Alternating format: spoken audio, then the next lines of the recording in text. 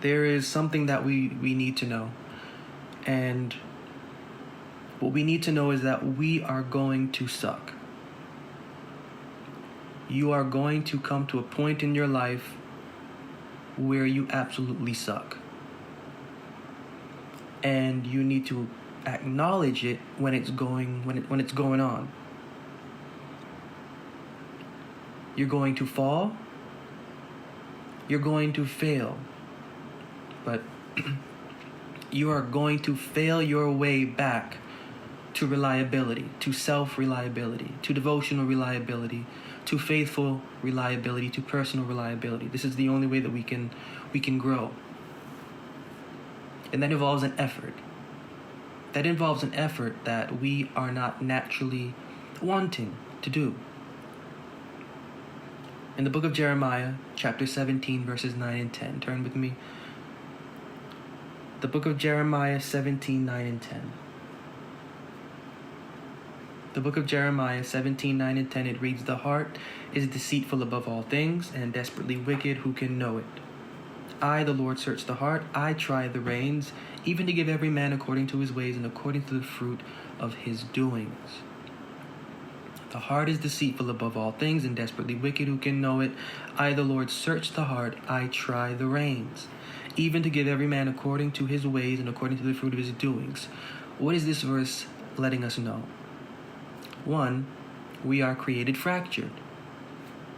2, our Creator knows that we are created fractured. 3, this fracture that we are created with is not an accident. It is done on purpose. 4, it is done on purpose so that we may receive what we deserve from how we handle our fracture. We are created fractured so that we may pass through I try the reins, that we may pass through a trial to receive how we handle our fracture. Now, we can either live in a space of emotion, of heart, or we can live in a space of mind or of thought. And there's a balance between the two, but most often than not, when we realize we suck, we like to quit the thought pattern and the mind pattern and live in the emotional pattern and the heart pattern. When we know that we suck, we don't want to know about thoughts. We want to focus on how we feel. And this is how we're built. This is how we're structured. We can continue to live in a space of emotion and allow ourselves to drag our own selves down by emotional thoughts that are negative, and by the revelation that we suck and that we are failing. We can live in this space. We can cut off our mind and our process of thought and our brain, and we can let our neurology rule us falsely.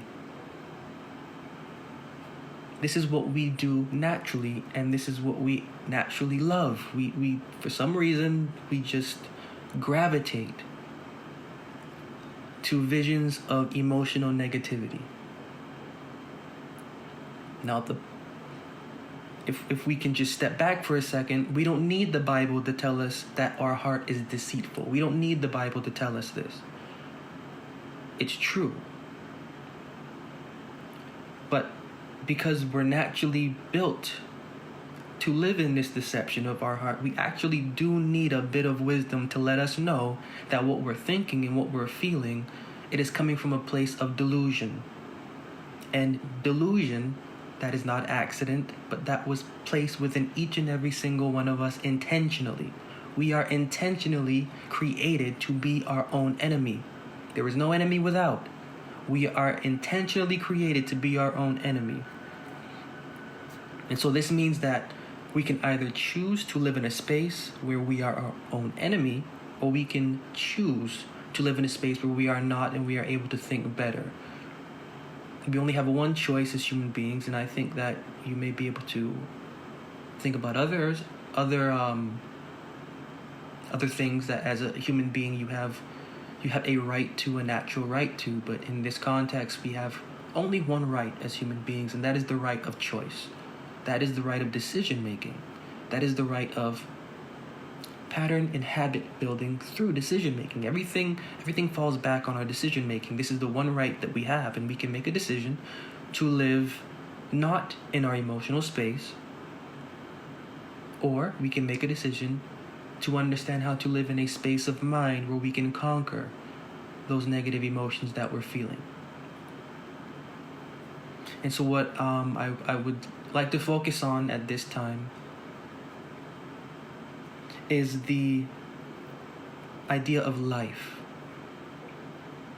Because our failures have to do with our faith. And when I say faith, I don't mean our traditional religious habit or our traditional religious consumption or our traditional denominational philosophy, whether inherited or adopted or self-cultivated. The faith that we have is a product of our character's reason for caring for the things in the Bible. This is what our faith is. We didn't give this to ourselves. There is something that we heard at some point in time that drew us to caring for a creator in our life and to understanding what that means and to understanding health by that. And there was something that drew us to the words that are within this book, and that allows us to maintain confidence on it. This is our faith. This is our personal devotional confidence. Maybe faith isn't a good word. This is our personal devotional confidence. And this is what I'd like to focus on right now. The Bible calls our personal devotional conscience our life, and we're going to see this. Because if we're going to have a firm ground on how not to rely on our emotions and on how to maintain our thoughts when going through the facts that we suck, and when understanding that our faith is not providing us what we need, and that we're not providing our faith what it needs, and that there is some sort of loss that we can't figure out, and so all of a sudden, I don't know who I am anymore. When we're going through these things, and that situation can vary, but when we're going through these things, we need to have our personal devotional confidence, our personal devotional confidence, sure, and able to lend us the support that we need. So turning to the book of Luke, chapter 12, 22 to 24. Turning to the book of Luke, chapter 12, 22 to 24. Luke chapter 12, 22 to 24. And he said unto his disciples, Therefore I say unto you, take no thought for your life, what you shall eat, neither for the body, what you shall put on. The life is more than meat, and the body is more than raiment. Consider the ravens, for they neither sow nor reap, neither have storehouse nor barn, and God feedeth them. How much more are you better than the fowls? What I'd like to zone in on is this concept of take no thought for your life. Now, we can take this literally, sure. We can take this literally and just think that the Bible is telling us to just quit it all. Don't even think about nothing. Don't think about what to eat. Don't think about what to wear. Walk around looking like however you want to look like. Eat however you want to eat. No consequences. But that's not what the Bible is saying. Context of the Bible, whenever I talk about the Bible with anyone or any place, I like to say that the context of the Bible needs to remain within the context of the Bible. And so we're not going to take the context of soccer and put it into the context of basketball. So whoever makes a goal in soccer, we're not going to say that was a slam dunk.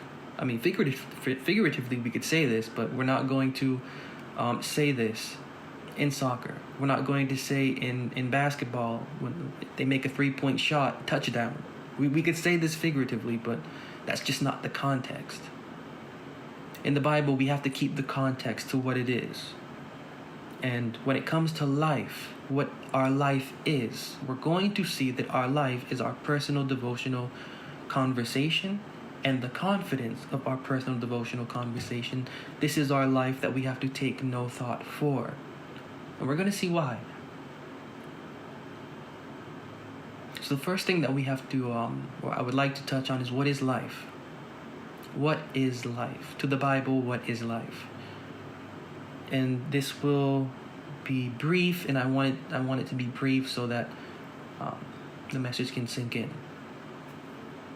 Turning to the book of 2 Timothy 3 and 10. 2 Timothy chapter 3 and verse 10.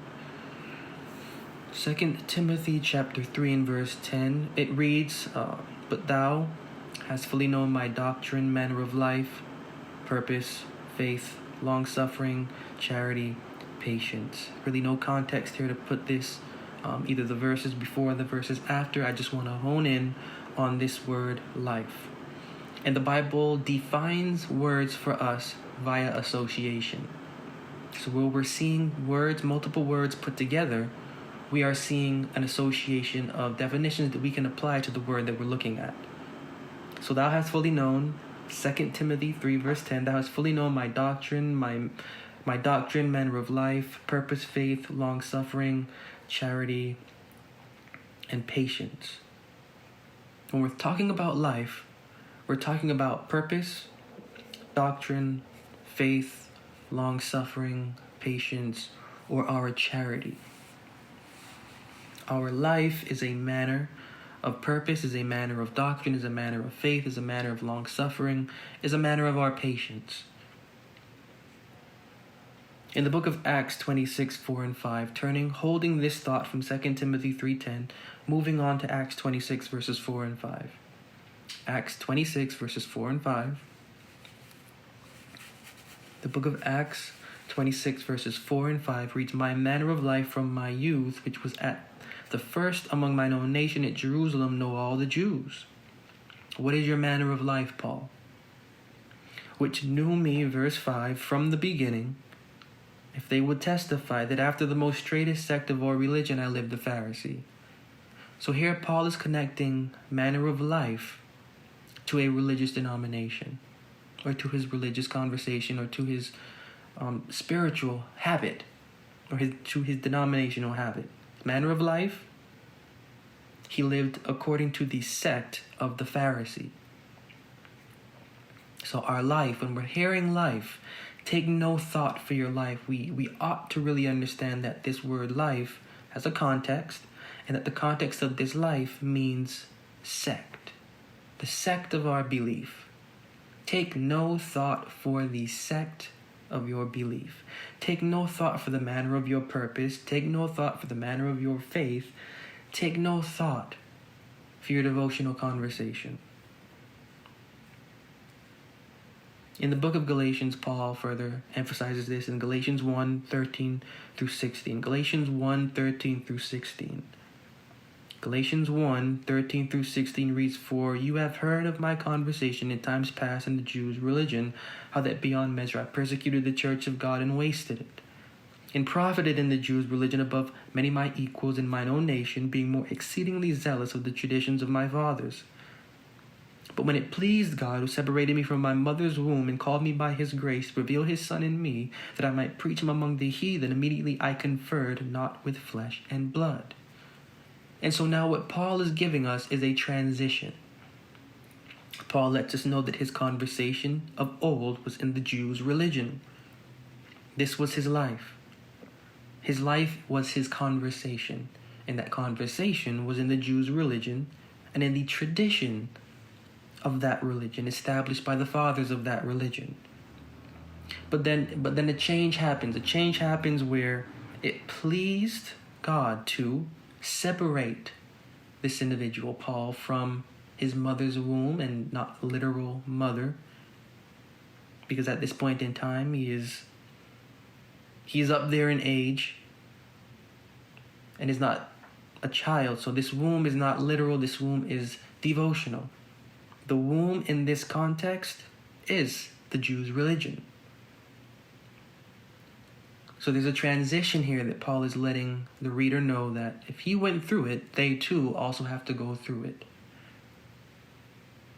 And so this transition is one where the life is transitioning in scheme, in focus, in thought, in feeling. And this is the transition that we need to go through.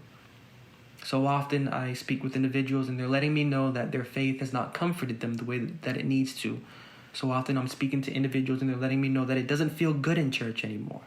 I don't feel right in church anymore. It's just not the spot.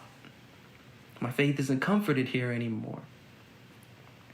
And I'm realizing that I can do more outside of church and I can do more outside of my tradition, but I really just don't understand how. And I really don't understand why my background isn't really suffice or sufficient enough for where I would like my faith to go. And my response is always the same. My response is always, because I understand what they're going through. They don't understand what they're going through. I understand completely that their faith demands more than what they can at the moment realize. And that's the most beautiful thing that we can experience.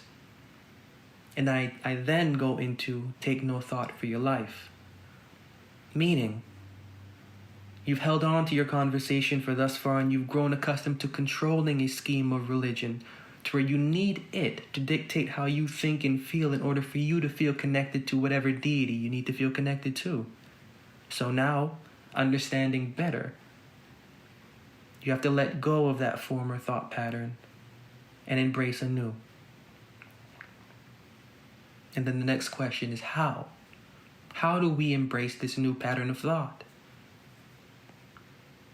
The book of Proverbs 4:10 through 18. Number of verses, but it's fitting. Proverbs 4:10 through 18. Proverbs 4:10 through 18. Hear, O my son, and receive my sayings, and the years of thy life shall be many. I have taught thee in the way of wisdom, I have led thee in right paths. When thou goest, thy steps shall not be straitened, and when thou runnest, thou shalt not stumble. Take fast hold of instruction, let her not go, keep her, for she is thy life. Enter not into the paths of the wicked, and go not in the way of evil men, avoid it, pass not by it, turn from it, and pass away. For they sleep not, except they have done mischief, and their sleep is taken away, unless they cause some to fall. For they eat the bread of wickedness, and drink the wine of violence, but the path of the just is as the shining light that shineth more and more unto the perfect day. So how do we get away from the pattern of the emotional tie that our faith has to it? To where when our faith realizes that it is failing, when we realize that our faith is failing, how do we come out of that cloud of emotion to think better? The answer is verse 13 of Proverbs 4, take hold of instruction. Let her go, keep her, for she is thy life. This she is in reference to verse 11, wisdom. And in verse 11, we're told that wisdom has a way. I have taught thee in the way of wisdom. Wisdom has a way, and that way is in right instruction. And that right instruction is for the purpose of extending our life forever. Now, we've heard this. I'm not going to touch on this right now, but the concept of eternal life has to do with the concept of perpetual refreshing to our conversation. Philosophical point in the Bible. Our life, our devotional conversation is to be repeatedly and perpetually refreshed and regenerated.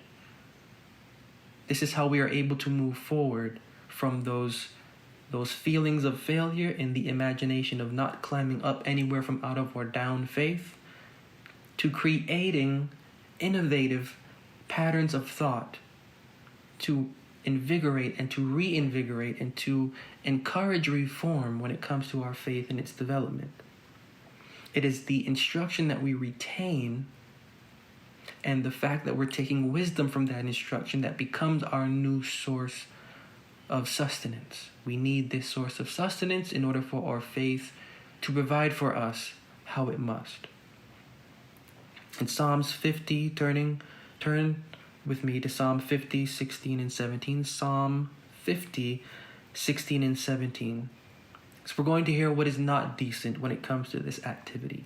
Psalm 50, 16 and 17 reads, But unto the wicked God says, What hast thou to do to declare my statutes, so that thou shouldest take my covenant in thy mouth, seeing thou hatest instruction. You hate instruction, and you cast my words behind you. So this is a bit of an insight into what we are to do when it comes to our faith and when it comes to the Bible saying, take hold of instruction. The instruction that we are to take hold of, as it says in verse 17, are the words of the living God. The not so cool individual, the stubborn individual, the hard-headed and the hard-hearted individual, the wicked individual, not individual conversation. The wicked conversation, the hard-hearted conversation will not take instruction by the words of the living God. They will not take time to meditate on things higher than their emotions and to set into practice things higher than their emotions. But remaining in this same chapter, jumping down to verse 22 and 23, same chapter of Psalm 50, 22 and 23, we're going to hear the flip. Psalm 50, 22 and 23, now consider this, you that forget God, lest I tear you in pieces, and there be none to deliver. Whoso offereth praise glorifieth me, and to him that ordereth his conversation aright will I show the salvation of God. So the hard-hearted conversation will not know what the salvation of the living God is because they refuse the instruction and to receive it from meditating on the words that are within the scriptures. But the good conversation understands the pattern and the experience of salvation because they set their conversation in order. And again, this isn't the lecture for it, but when it comes to salvation in the Bible, salvation has everything to do with the conversation's conscience.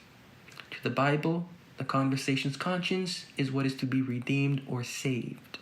This is Bible philosophy. And when we are right, in a right frame of mind, and willing to take on the fact that we suck, and we are allowing our faith the space it needs to grow, we are actually putting our conversation, or we are actually putting our life in order. How is this possible when the Bible says, take no thought for your life, right? Take no thought for your life is what the Bible just told us. But then the Bible is saying, order your conversation. So we're not supposed to take thought for our life, but at the same time, we're supposed to take thought for our life. Sounds like a contradiction, yeah? But no. This instruction is spot on. It's spot on because we are supposed to let go without holding. We are supposed to hold without letting go. We are supposed to let go without holding. We are supposed to hold without letting go. That means that while not letting go, we still have our faith exercised on our confidence.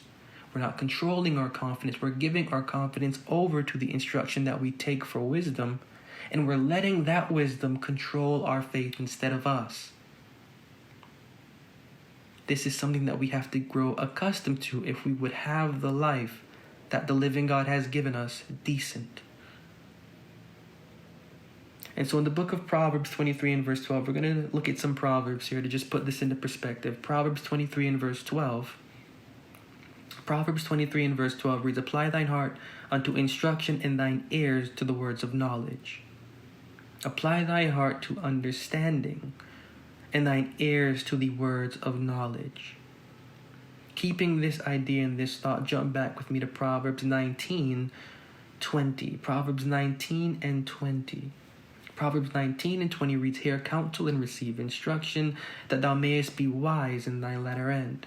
Proverbs 19 and 20, hear counsel and receive instruction, that thou mayest be wise in thy latter end. Proverbs 15 now. Proverbs 15:31 to 33.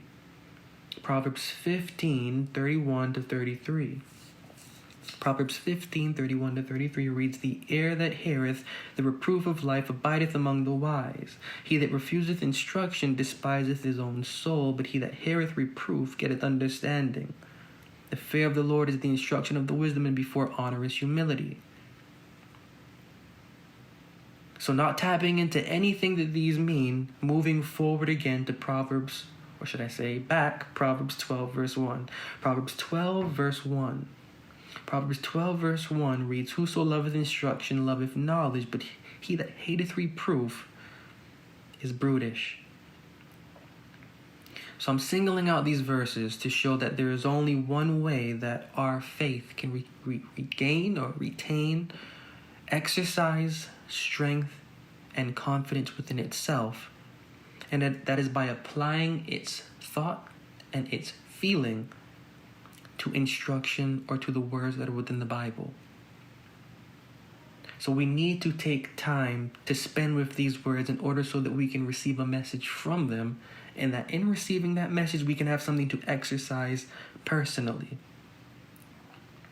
This is how we begin to take no thought for our life. Setting our conversation in order allows us to take no thought for our life, and this really shouldn't be weird, because when it comes to our body, we eat so that our body can function. We don't control how our organs act. We don't control how our organs digest. We don't control the energy that our organs spend when it comes to digesting food.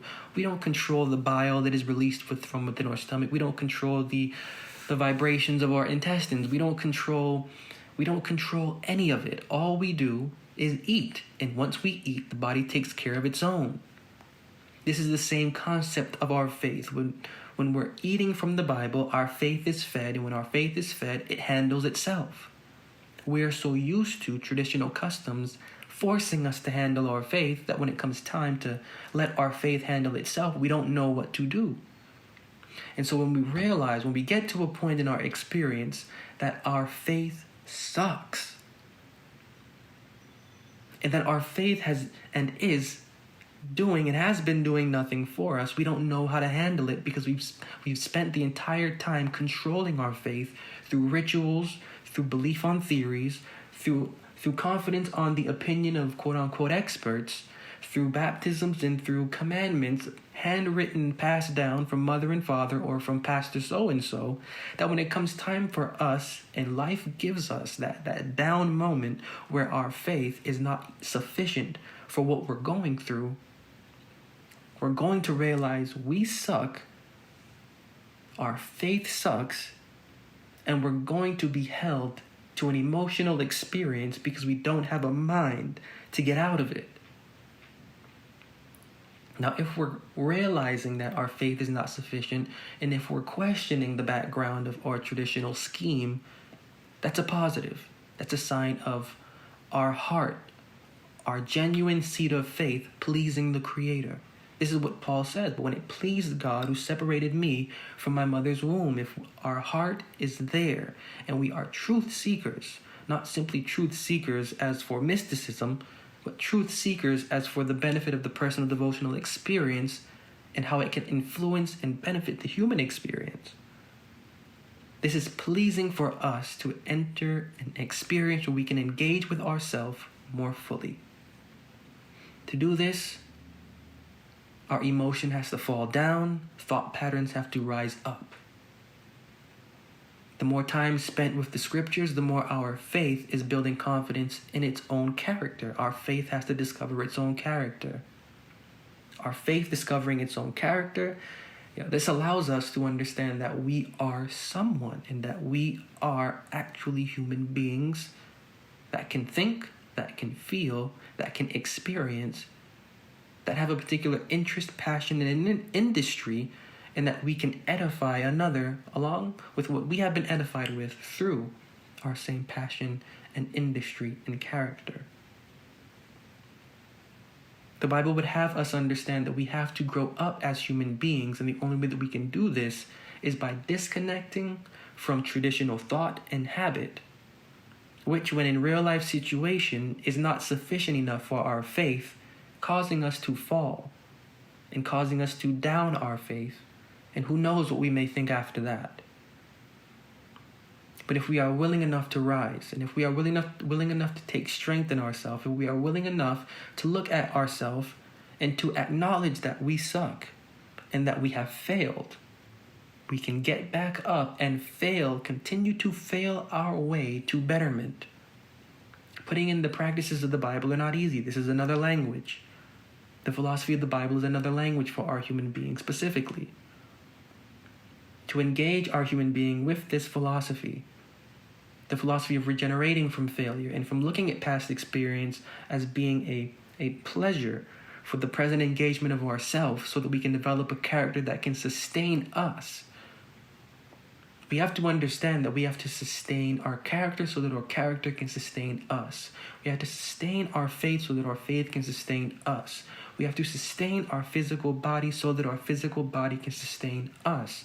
What is physical applies for what is inward. So turning to the book of Psalm 84, 2 through 4. Psalm 84, 2 through 4, just closing out here. Psalm 84, 2 through 4 reads, "My soul longeth, yea, even fainteth for the courts of the Lord. My heart and my flesh crieth out for the living God. Yea, the sparrow hath found an house, and the swallow a nest for herself, where she may lay her young, even thine altars, O Lord of hosts, my King and my God. Blessed are they that dwell in thy house. They will be still praising thee." And I'm pointing this out because there is a place for our heart that we have to find and that we have to discover.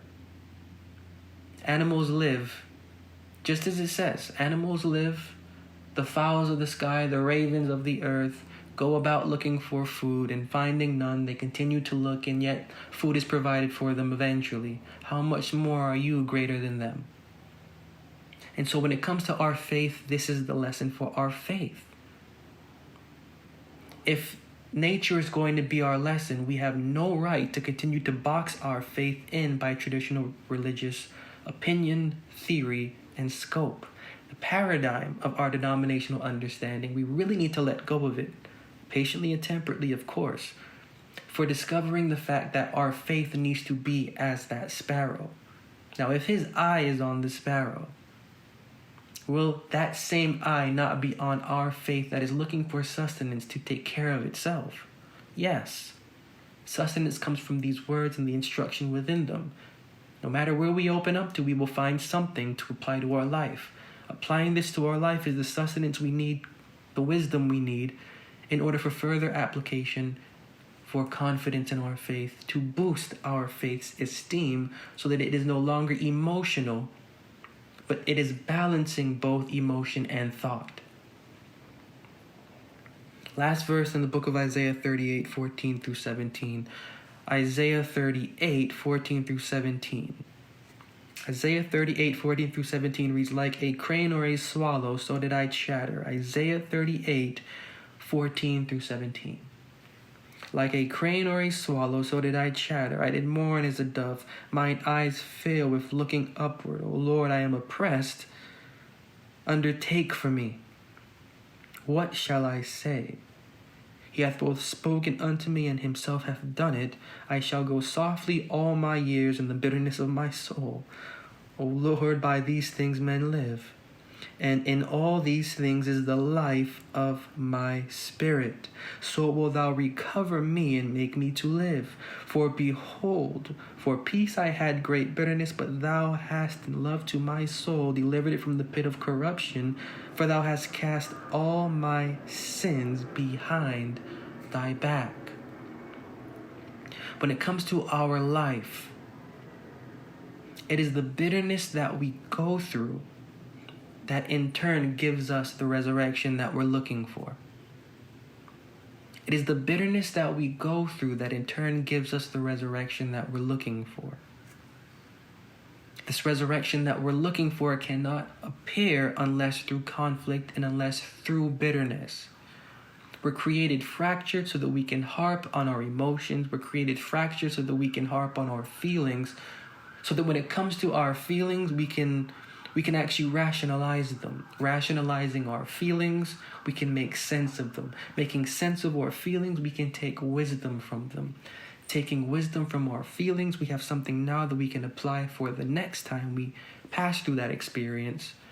And the next time that we pass through that experience, we can apply that wisdom already to our faith, allowing our faith to keep us sustained by the wisdom received from passing through an experience that we have put in the context of the scriptures and what we have taken from it.